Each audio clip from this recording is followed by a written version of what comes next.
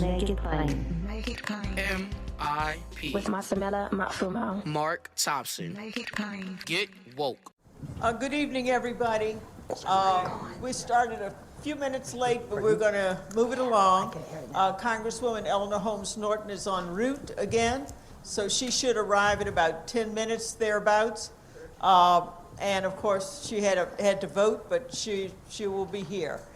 We've got a first-rate panel. I should introduce myself. I'm Sharon Pratt. It's my great privilege. Thank you. My great privilege to be the founding director of the Institute of Politics, Policy, and History, housed here at the University of the District of Columbia.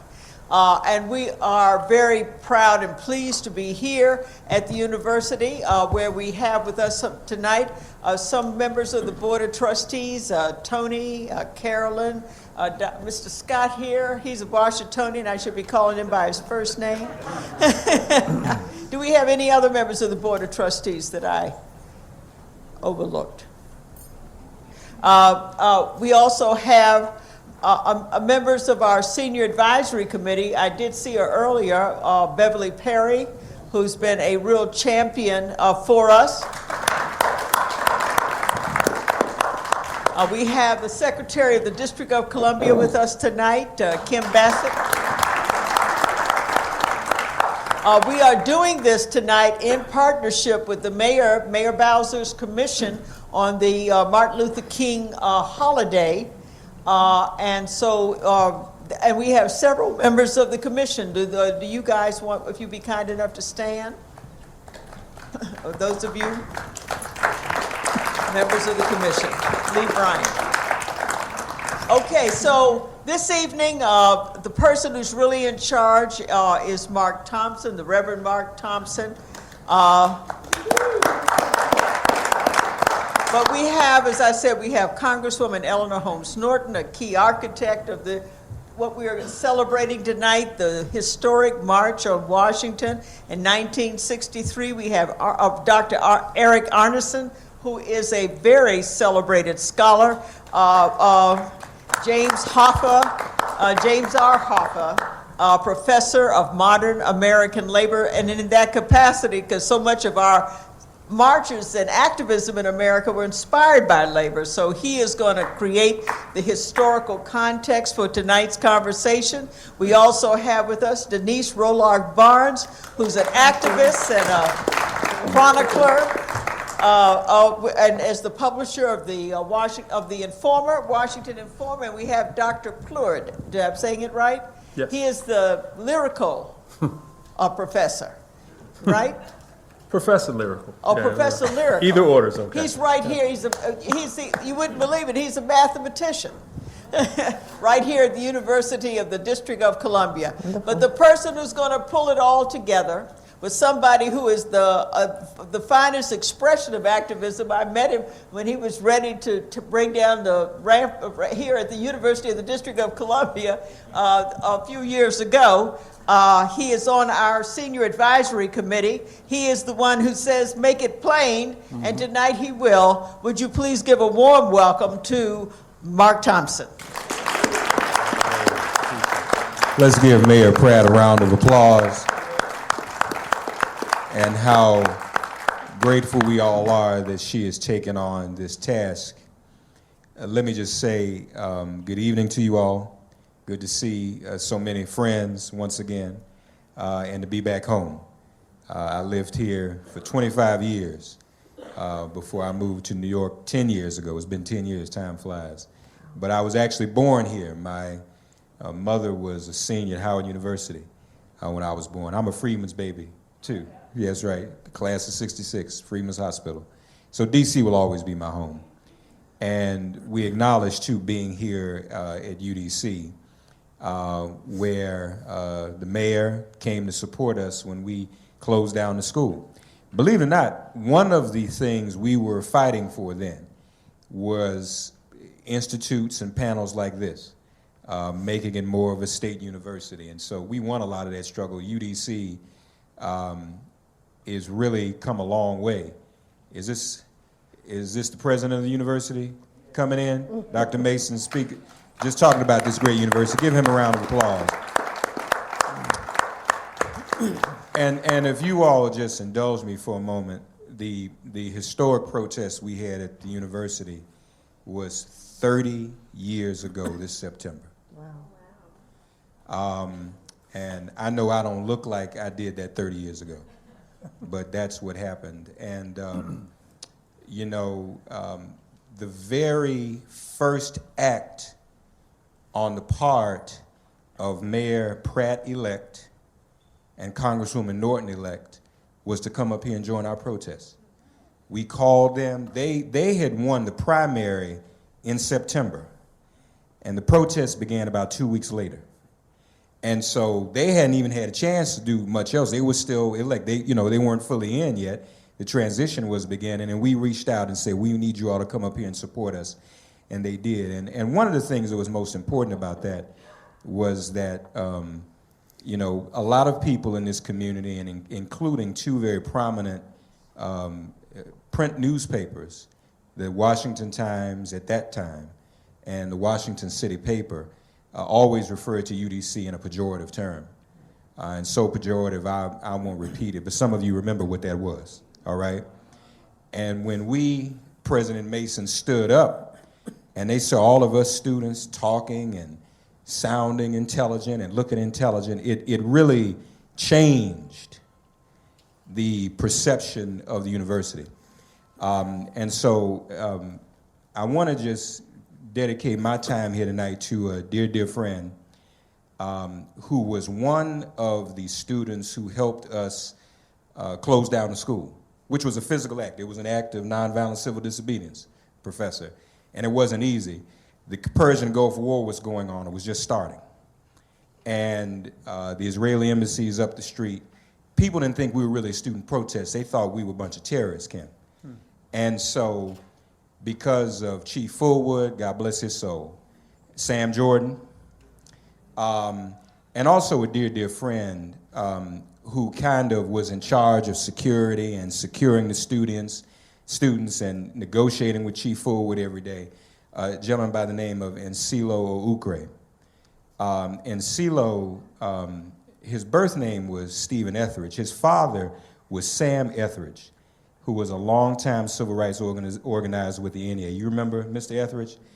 Well, Ensilo, a lot of people saw me as a face of the movement, but Ensilo really kept everything locked down. And so we were in constant contact with all of the authorities, so everyone was safe and there were no misunderstandings.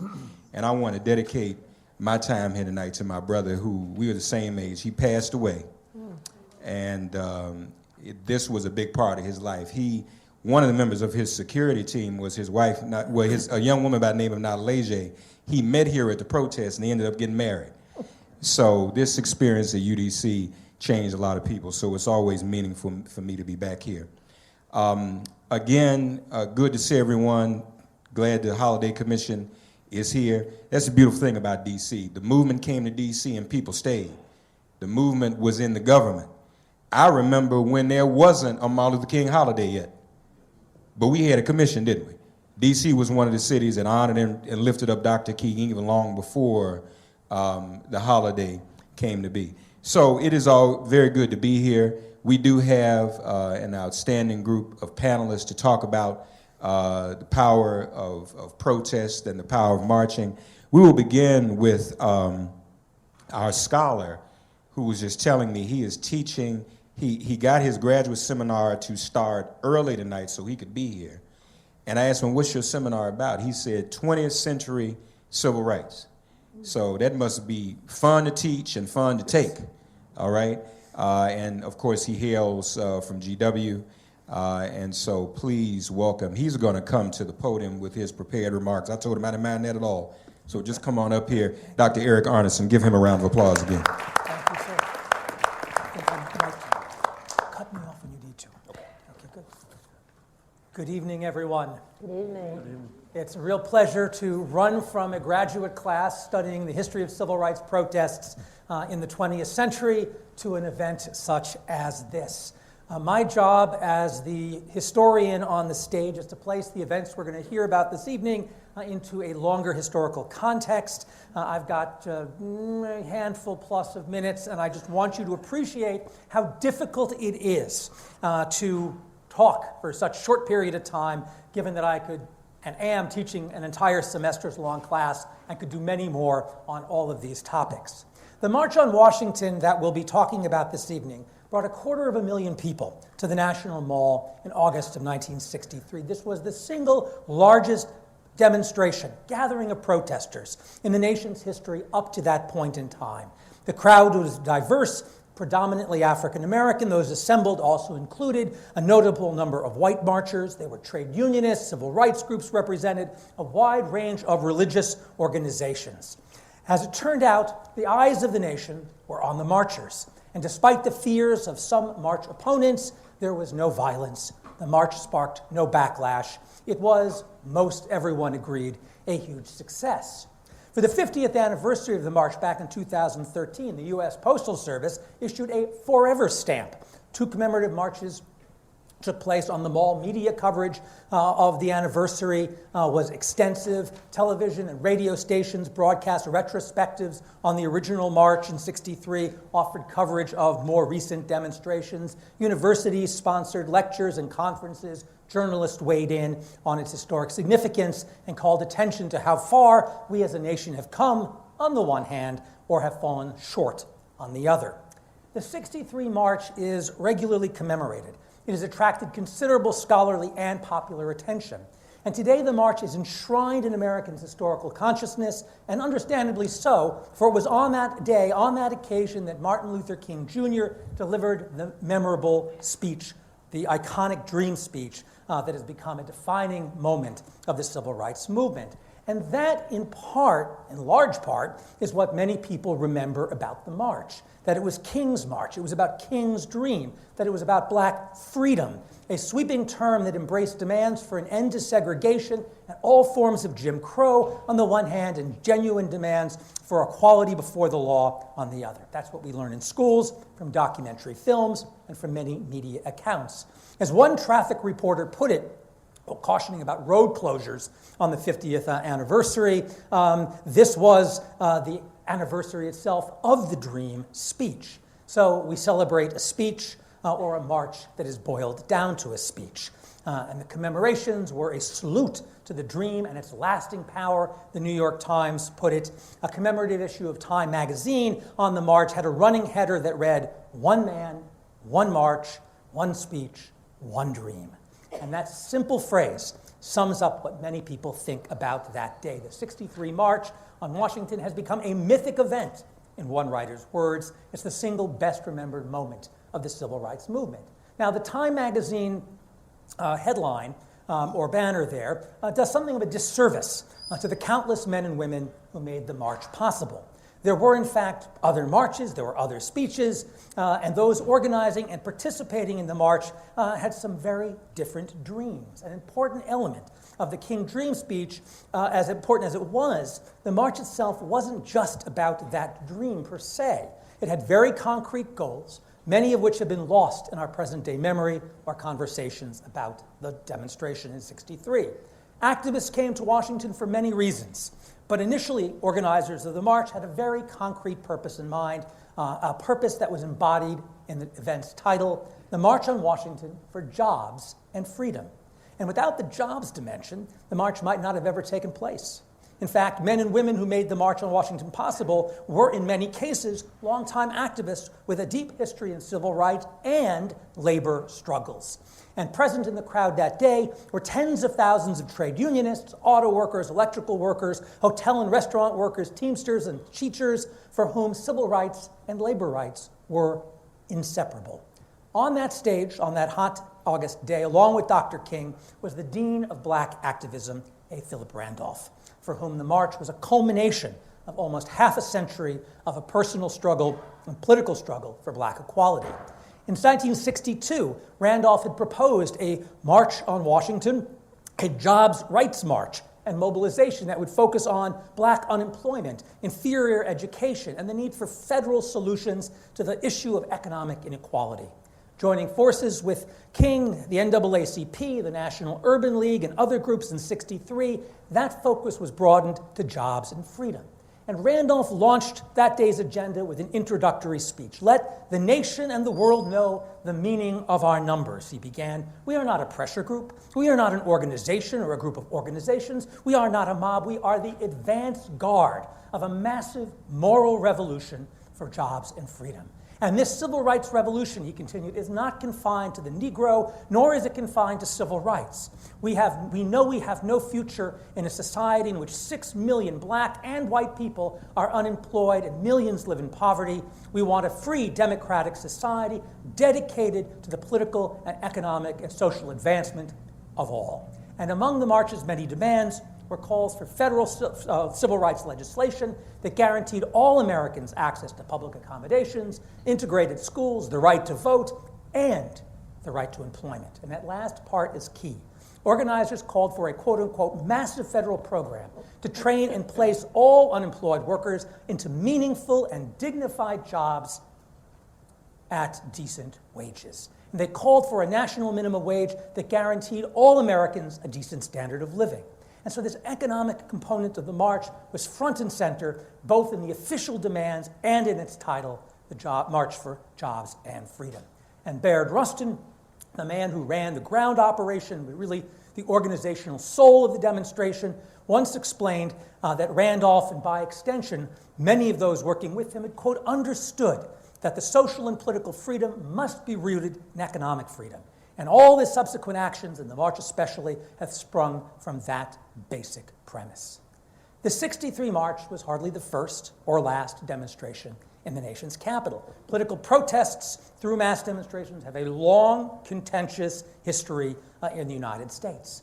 In 1894, a march of the unemployed, known as Coxey's Army, descended on the nation's capital during a severe economic depression, and this quote-unquote army of tramps, as some called it, met with police repression on Capitol Hill. In 1913, a huge women's suffrage march procession flooded the streets of the city.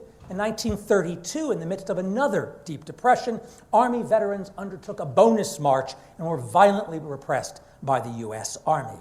In 1939, the famed singer Marian Anderson drew 75,000 people to the Lincoln Memorial for a public concert after being denied use of Constitution Hall by the then all-white Daughters of the American Revolution. And by the late 1950s, Dr. King and other civil rights leaders held demonstrations here in the city. And of course, in the 1960s, marches, demonstrations, and other protests were a regular occurrence against the Vietnam War, against U.S. policy in Central America, against the nuclear arms race and nuclear power, and many other causes, leading up to, more recently, the magnificent Women's March following the inauguration a few years ago.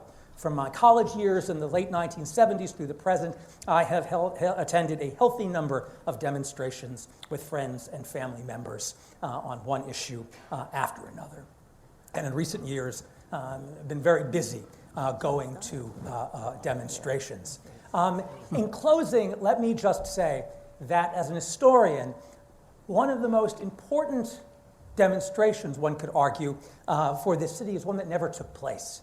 In 1941, the original March on Washington, proposed by A. Philip Randolph, supported by the Brotherhood of Sleeping Car Porters, organized by a new March on Washington movement that sought to force the integration of the armed forces and the desegregation of defense industries. And long story short, Randolph and Roosevelt, the president, went eye to eye. The president blinked first, and although desegregation of the armed forces would await a later executive order in the late 40s, the president issued Executive Order 8802, creating a Fair Employment Practice Committee that at least nominally addressed the issue of employment discrimination. I could go on and on and on all evening, but I can't. So with that, I will draw to a close and say thank you very much, and I very much look forward to the rest of the discussion this evening. Thank you, Dr. Arnesen. Give him a round of applause again, please. Please give Congresswoman Eleanor Holmes Norton a round of applause as she enters the room.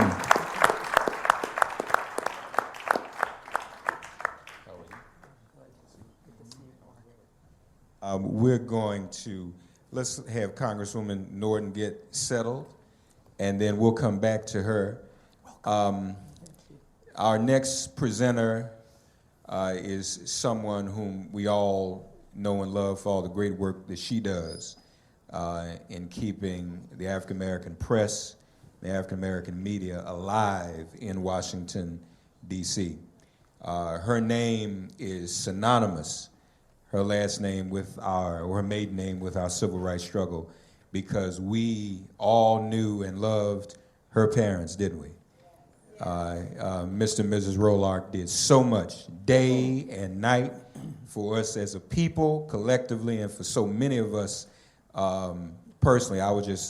Did you know that before I told you that tonight? I didn't know if you knew that, but I was saying to Denise, when I was at WL, they were going to have the elections, obviously, in 1994 in South Africa. And we didn't have enough money for me to go to South Africa to cover the elections or do the show from South Africa. So I called Dr. Rolark, and he immediately booked a plane ticket to fly me over to Johannesburg, and I was able to broadcast from Johannesburg on election day in South Africa because of Dr. Rolark. And that's just the kind of person that he was, wasn't he? And we all know about the great spelling bee that he started that continues to this day. And so here we want to give Denise an opportunity to talk about the effect the march had upon her and her parents, if she so chooses, and the role the media played then and continues to play when it comes to march, direct action, and protest. Please give Denise Rolark Barnes a round of applause.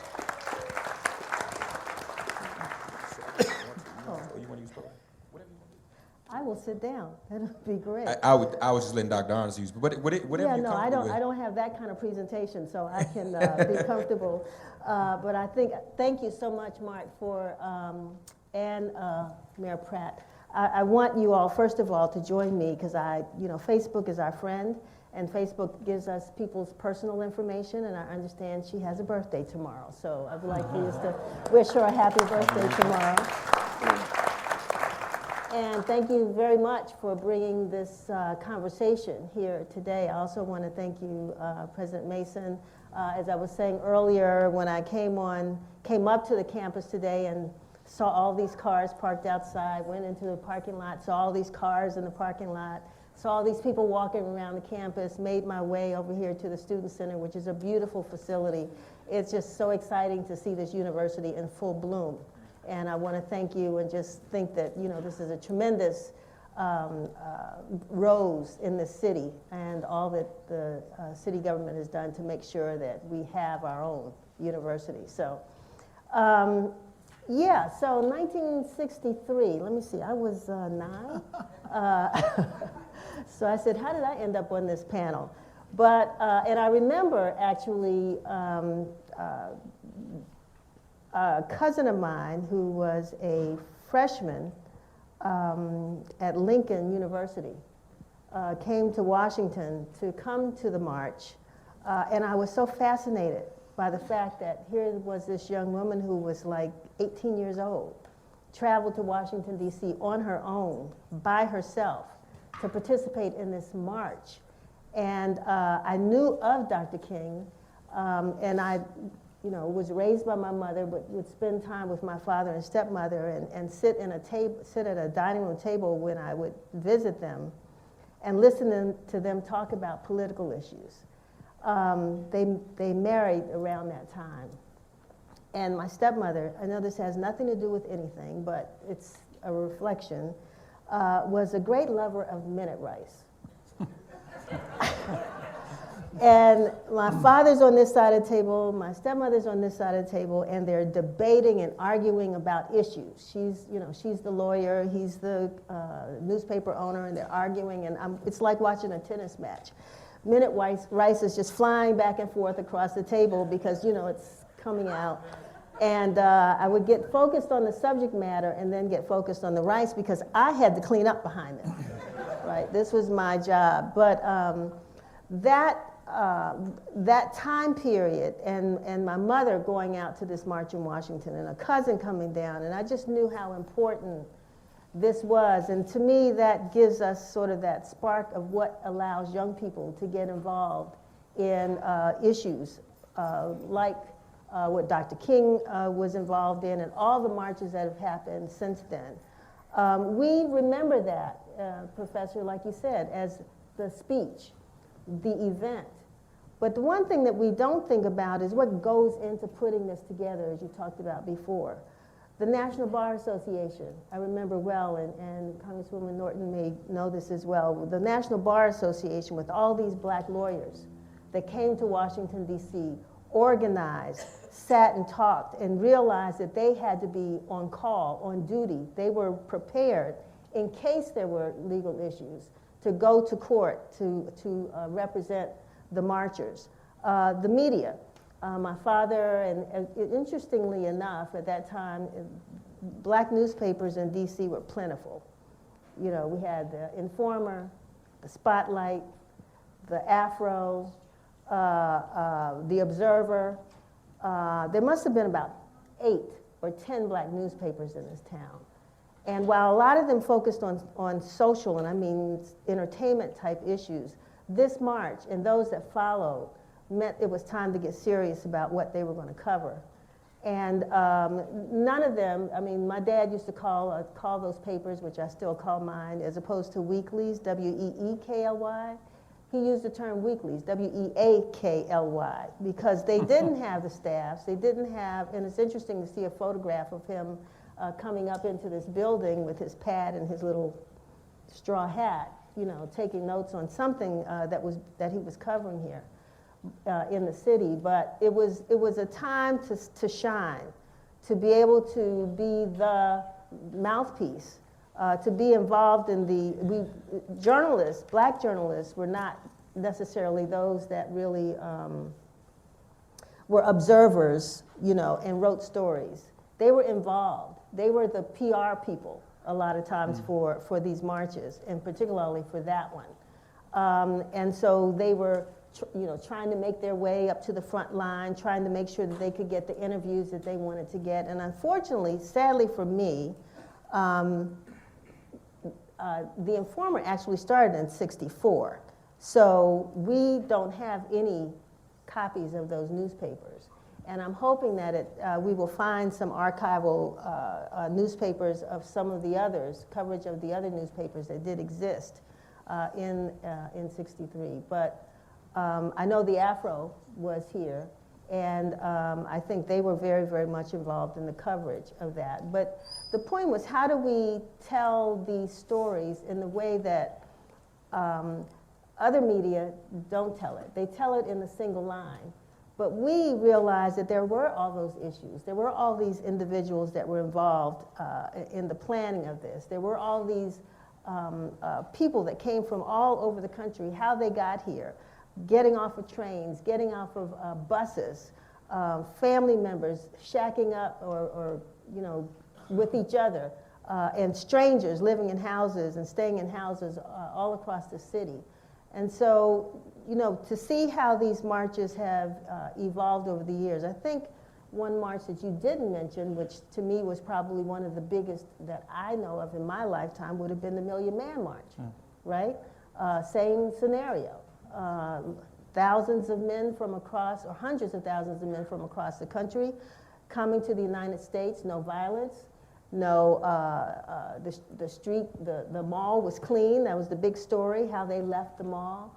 But what they did while they were here, and so many stories evolved out of that said that, that blamed Farrakhan for taking money, that the march was ineffective, that what has happened as a result of that. But we find our own stories, and we know that hundreds and hundreds of organizations started by black men. They went home, they started organizations in their churches, they started them in their communities, they started fatherhood organizations, they started mentoring organizations. There were so many that came out of that still exist today.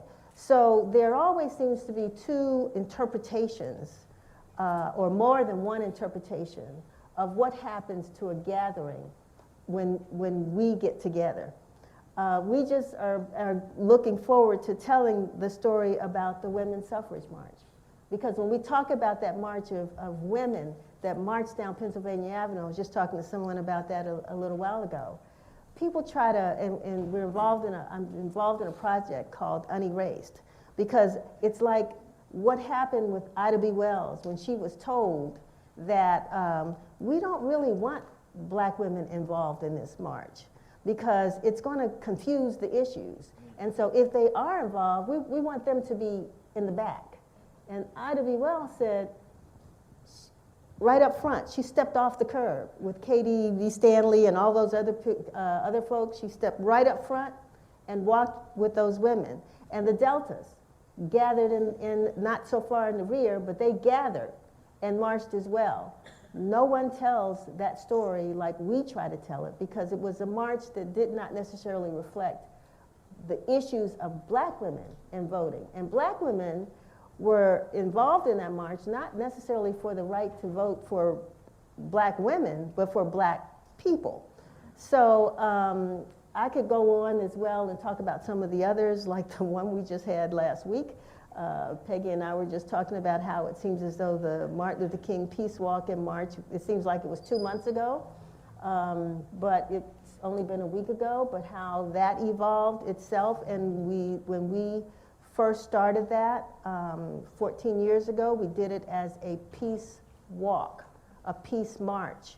And that was done out of the legacy of what has happened in this city, using Washington, D.C., but bringing that kind of a march to a community where some of the organizations I just talked about a few minutes ago came together, because you had, Alliance of Concerned Men, Concerned Black Men, you had the Alphas, you have the Kappas, you have all these organizations that have been fighting violence in our communities that have been also fighting each other, and said at one point, we've got to come together. And if there's no other time we can do it, we will do it in honor of Dr. Martin Luther King, and pull together a 300 or 500 person march 14 years ago in his honor before we brought the parade back.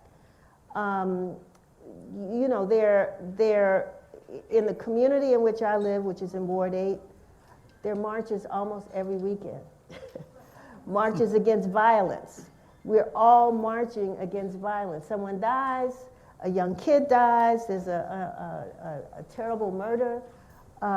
Families get together, the community gets together, and they do an anti-violence march. Girls are missing in our communities. We've got to stand up and make people know that you cannot take our girls out of our households or our communities. People come together and march.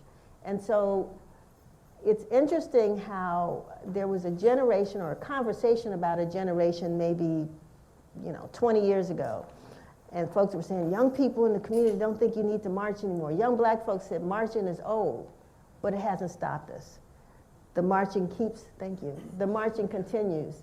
And so I'll just end there and say that, as long as we have our boots next to our beds, we're ready to march. Thank you, Denise. And we'll have a follow-up question or two, and then I know you all look forward to asking questions of the panelists as well. Now we want to hear from someone who was here at the Great March on Washington in 1963 and has been marching ever since. The legacy of that march is that, those in her generation who did as Dr. King would have them do, to grow up and become even more active and become policymakers and become servants in government as well. And she most definitely has done that. She and I have always been culprits together in one way or another, fighting for statehood. I'll remind everybody, and again, back to the mayor, I was saying before you came in, Congresswoman, that it was 30 years ago here in this building, before this was built, that we had the protest at UDC, and you, and as Congresswoman-elect and Mayor Pratt-elect came. But it was in 1993. We had the original Tea Party. I saw Senator Strauss in here somewhere. Is he still here? We dumped tea on the Capitol steps every Thursday and got arrested for it, so that Eleanor could push, Congresswoman Norton could push the first ever vote in the House for D.C. statehood. And we did that. So that was the real Tea Party, taxation without representation. And so, you know, those things work a whole lot better when you have a mayor and a congresswoman who also have come out of civil rights struggle. Amen? And so we're very honored to have her with us, and so good to see her whenever I do. It feels like being home whenever we're all together like this. Congresswoman Eleanor Holmes Norton.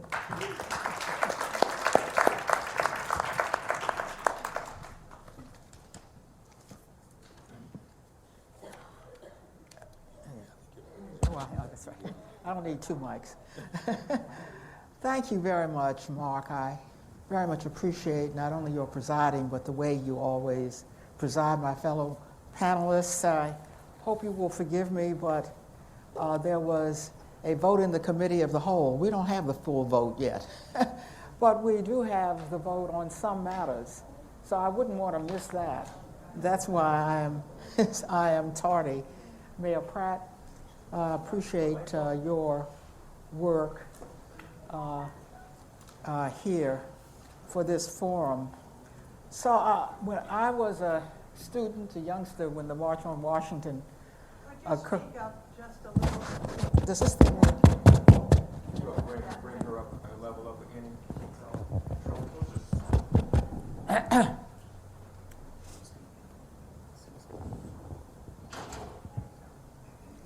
Can you hear me now? Yes. Yeah, I appreciate your letting me know that.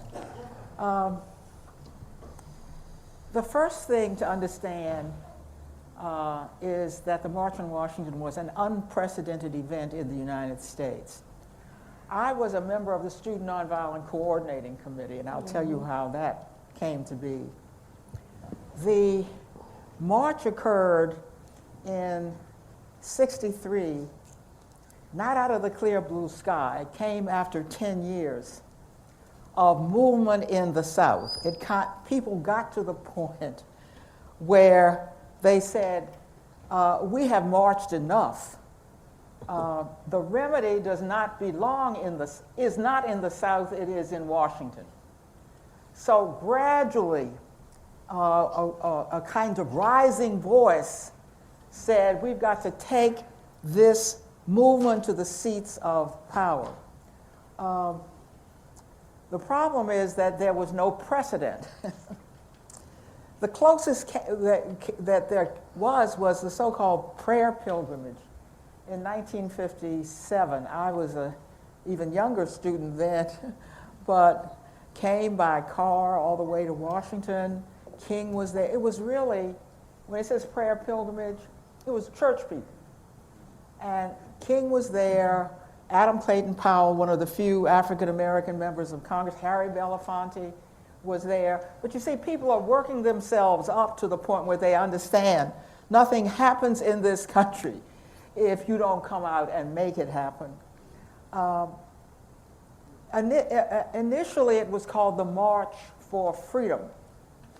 Here is where it is important to know that the march came out of, largely, out of an understanding from A. Philip Randolph and Bayard Rustin. These were both labor men. A. Philip Randolph was the head of the sleeping car porters. And both of these men believed that freedom in the abstract was not sufficient. That at root, the problem with African Americans was inequality of incomes and of opportunity. And that's where the jobs and freedom notion came from. You've already heard from my predecessor speaker about the only thing even remotely like this where we got the FEPC, that was during World War II when Roosevelt when it was demanded that people working in the war industry be able to have jobs. The march was engineered by what we call the Big Six, you know, NAACP, CORE, Urban League, and the rest. Now, I was not in D.C. initially, I was in Mississippi. Mississippi was the last holdout. SNCC had gone everywhere. I understand that I'm not in SNCC except in the summers. So, when school's out, I want to go into the South. Now, SNCC had gone throughout the South, but the last place to crack was the worst. Almost nothing had happened in Mississippi.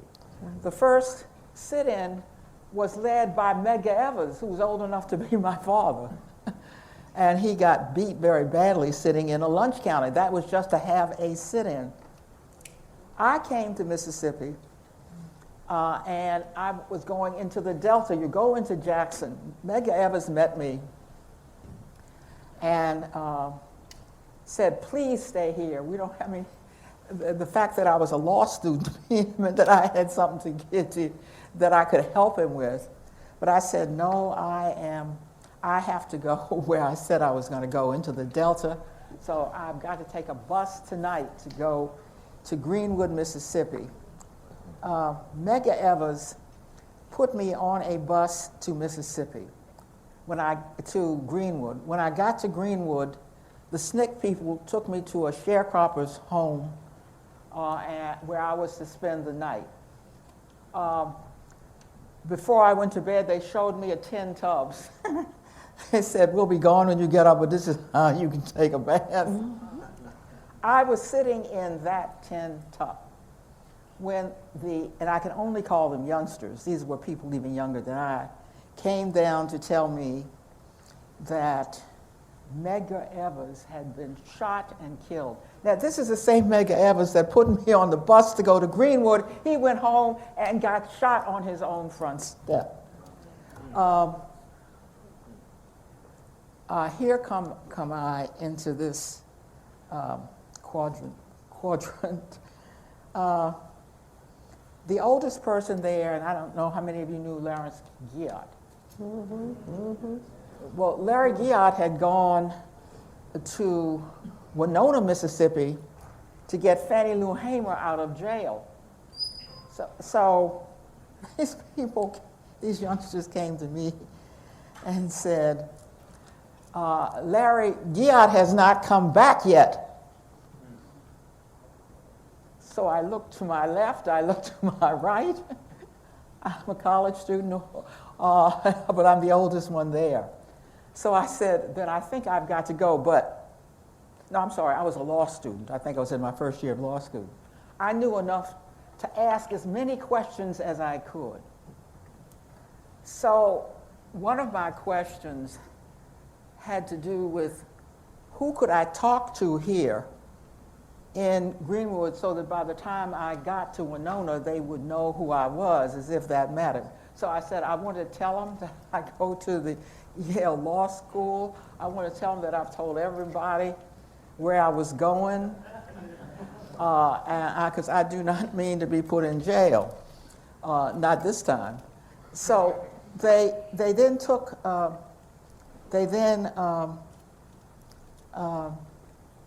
me to the police chief. They said, the police chief here is one of them, but he does not picket us when the White Citizens Council pickets us.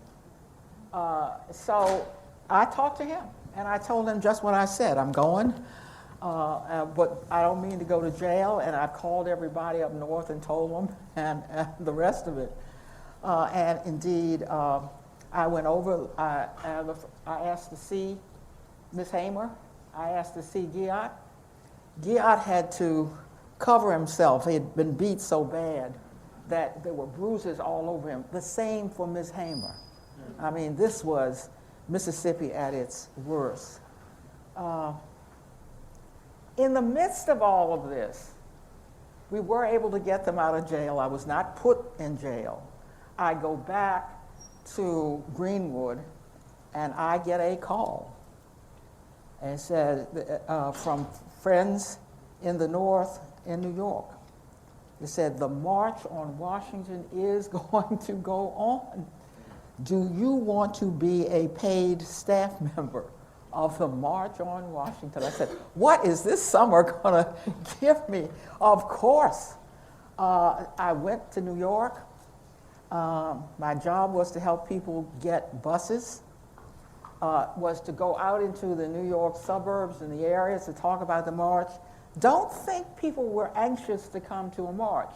We were afraid we'd call a march on Washington, nobody would come. So we believed we had to work people up to believe they should come, to believe it would be safe. They were only coming to Washington. We weren't asking them to go to Mississippi, for God's sake.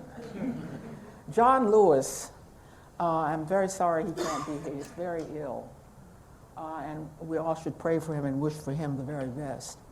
But he is the only living participant of this big six, and he did speak at the march. You may have heard that there were some issues with John's speech. Believe me, it was all in the spirit of nonviolence, but he did change the speech slightly. On the evening of the march, I volunteered to stay in the brownstone in Harlem all night in case people were continuing to call about train, or bus, or other travel to Washington. But then I got to come to Washington in an airplane.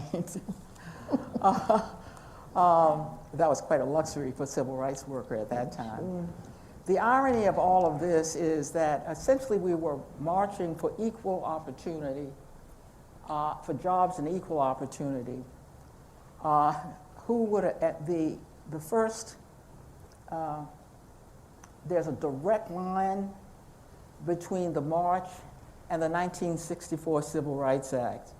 Inside the 1964 Civil Rights Act, perhaps the most important component, is the establishment of the Equal Employment Opportunity Commission. I could not have known, nor could anybody, that I would become the first woman to chair the EEOC. You never know what will happen, but that shows you how fast history moves.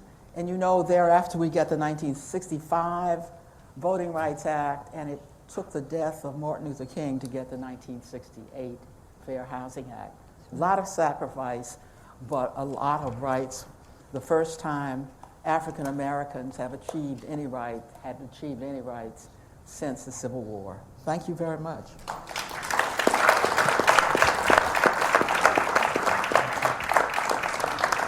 Congresswoman Norton, thank her. Let's thank her again, please. And appreciate that story. Thank you for listening to Make It Plain and Get Woke. Remember to listen, like, and subscribe on Apple Podcasts, Spotify, and wherever you get your podcasts. Also, subscribe to Make It Plain and Get Woke daily. Check out makeitplain.com to subscribe. If all minds are clear, it has been made plain.